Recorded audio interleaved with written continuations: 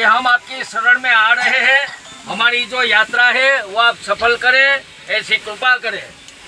सो बोलो श्री प्रयागराज दी जय, श्री सोमनाथ महादेव की जय, त्रिवेणी माता की जय। ओम नमः पार्वती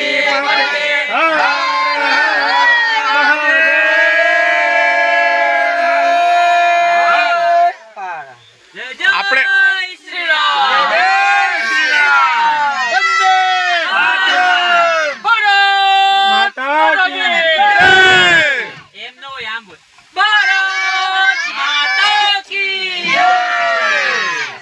આપણે બધા પ્રયાગરાજ જવા માટે ને અત્યારે ચિત્રકૂટ ધામ થી નીકળી રહ્યા છીએ।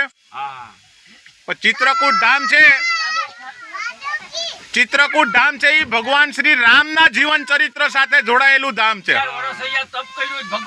ભગવાને પોતાના વનવાસ દરમિયાન 11 વર્ષથી વધુનો સમય આ જ જગ્યા ઉપર વિતાવ્યો છે અને આ જગ્યાને પોતાના ચરણ રજથી પવિત્ર કરી દીધી।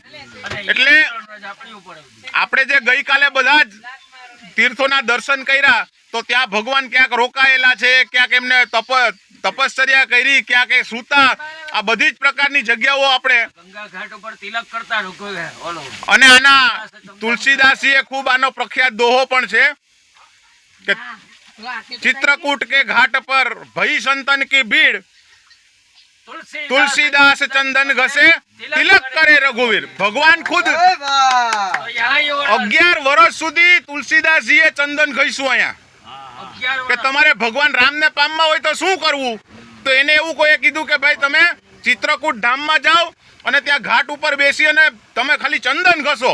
તો કે હું ઓળખીશ કેમ, કે તમે જ ઓળખી જશો, ભગવાન આવશે તમારી આગળ ચંદન કરાવવા માટે।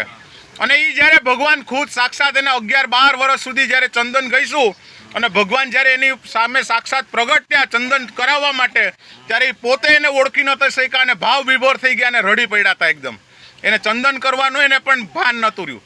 તો આપણે બધા પણ આ જ ભાવથી ભગવાન શ્રી રામને પામવા માટે આપણે બધા ચિત્રકૂટ ધામમાં આવ્યા। એવા ભાવ સાથે આજે આપણે ચિત્રકૂટ ધામમાંથી વિદાય લઈએ છીએ।